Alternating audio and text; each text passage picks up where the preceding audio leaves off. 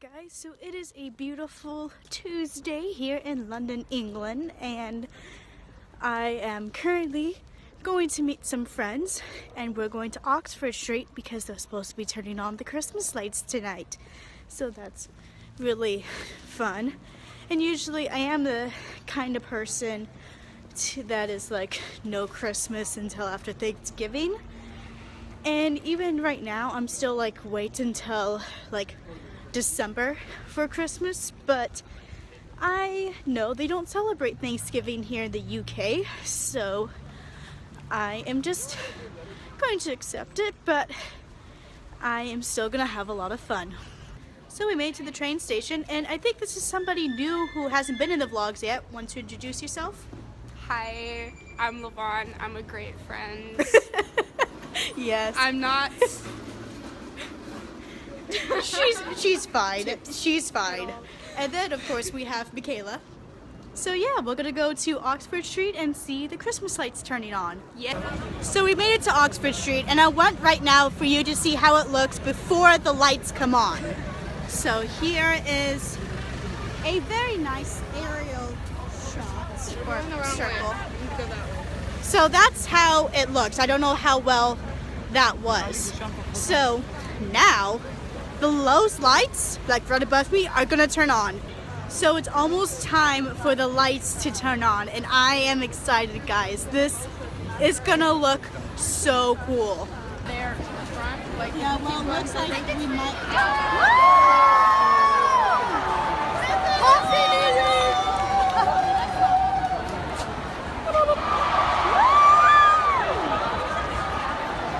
Look at all the lights, guys.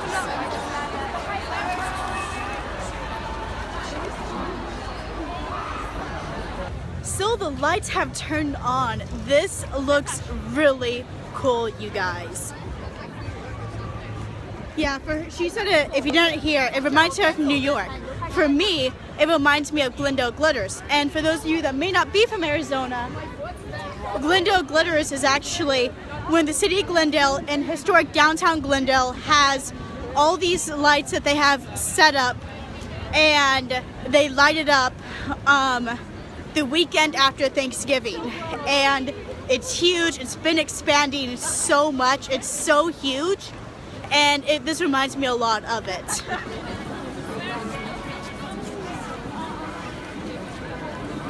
it just gets better and better.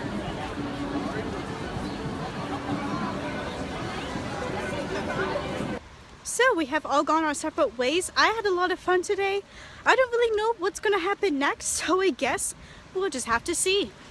So I didn't film yesterday, but I did have a very interesting travel day, and it was for a class field trip. So it started with me having to run to catch the bus, because if I didn't get the one that was showing up just as I got there to turn the corner to go to the bus stop, I would have had to wait about 20 minutes for the next one, and that's a maybe because it was beginning to be rush hour, so I had to run for the bus.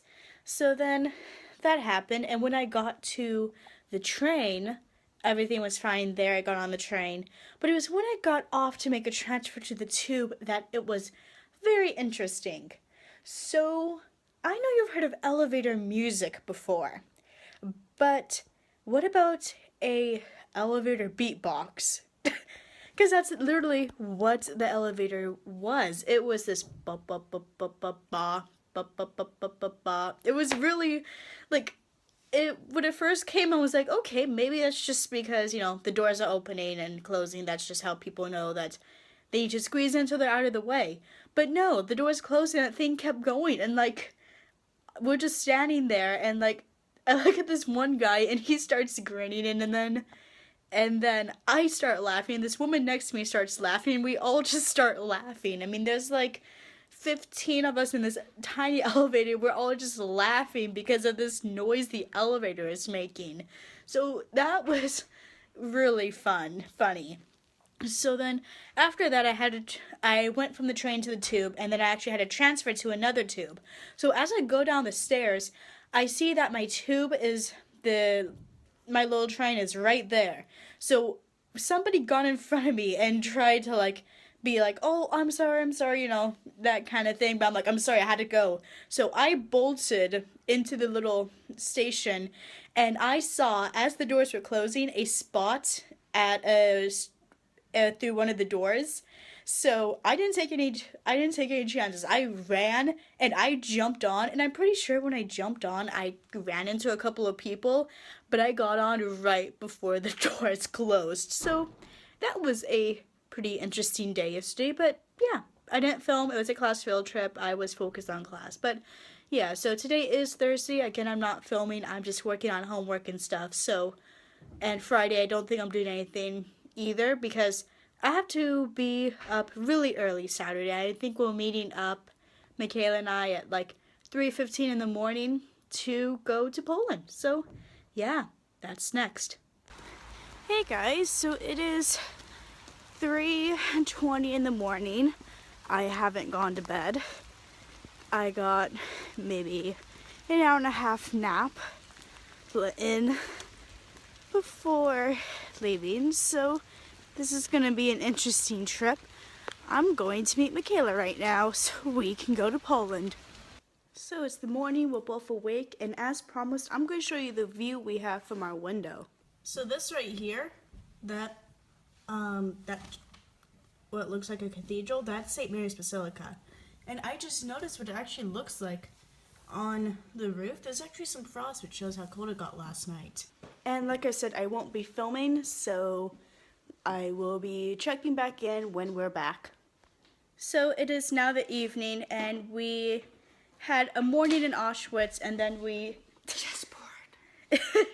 In case you couldn't tell, that was a chessboard that she brought up, that she showed, and that was because in the afternoon we walked around the town square a little bit, and we got some stuff. And I did get some stuff too, but some of it are presents, and people watched the vlogs that they would be presents for, so I'm not going to show it because it's a surprise, guys.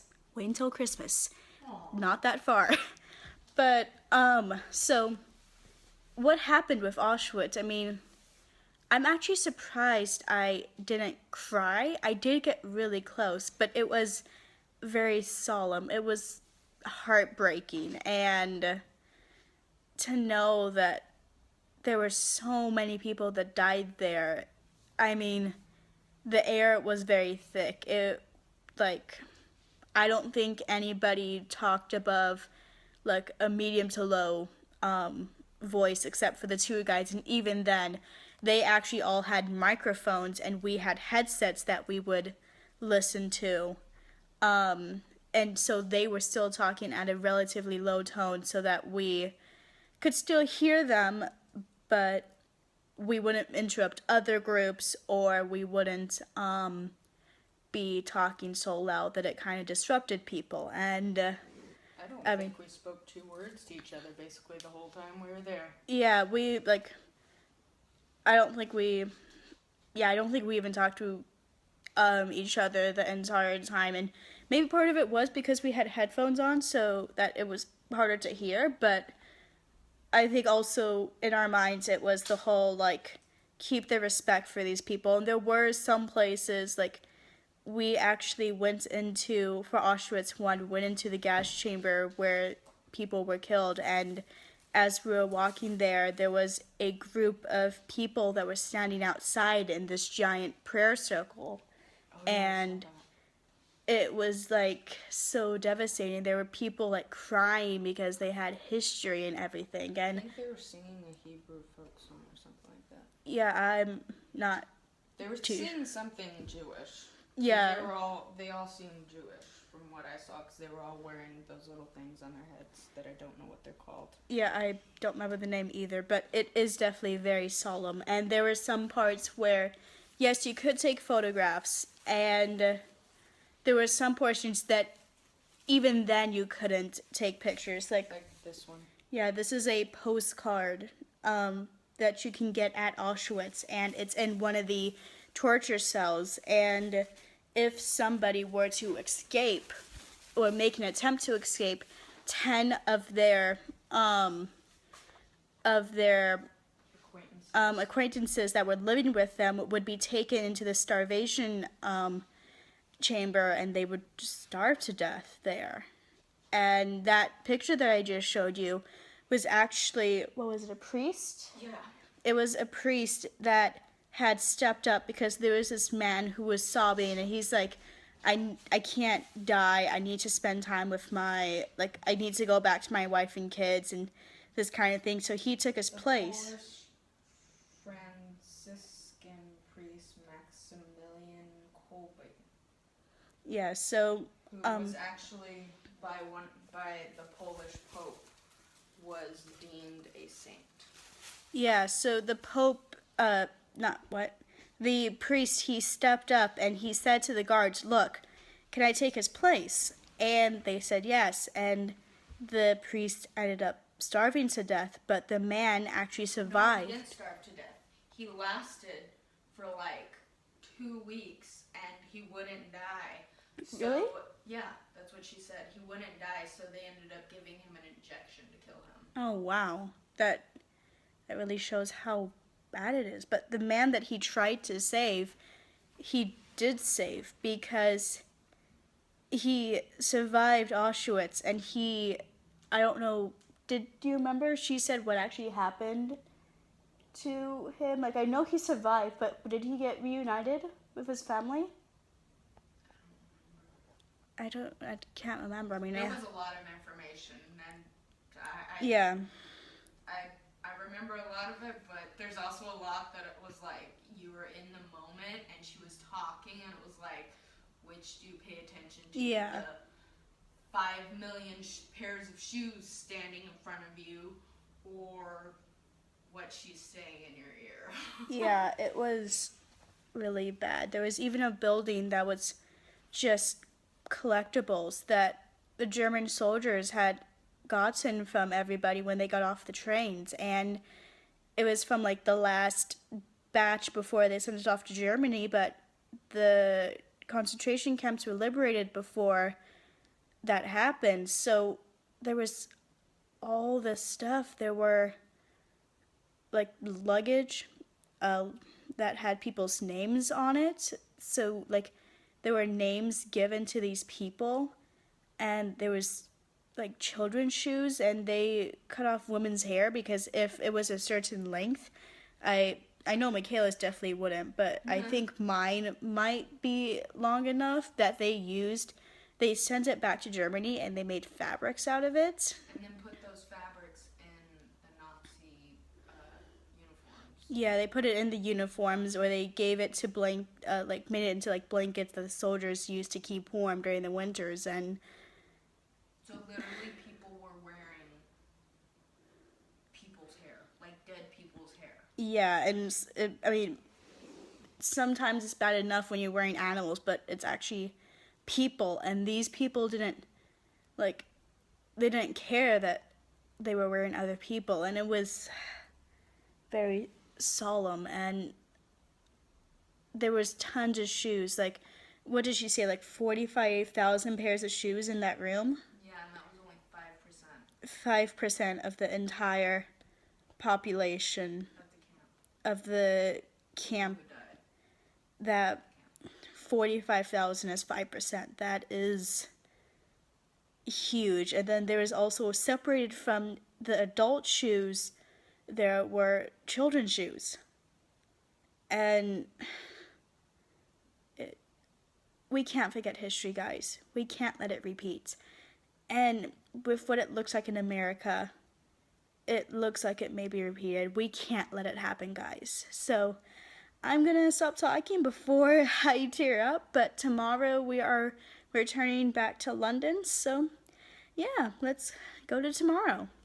So I wanted to give a quick update. We are, of course, heading to the airport to go back to London. And our train card, it's the Hogwarts Express. It feels so much like that. So yeah, quick update. This is what happens when I leave Michaela alone. And I'm suddenly back in London. So yeah, I had a lot of fun in Poland, aside from Auschwitz for, obvious reasons. But yeah, so I don't know what next week holds, so I guess we'll just have to see. So that's it for this week's video, and I'll see you guys in the next one. Later.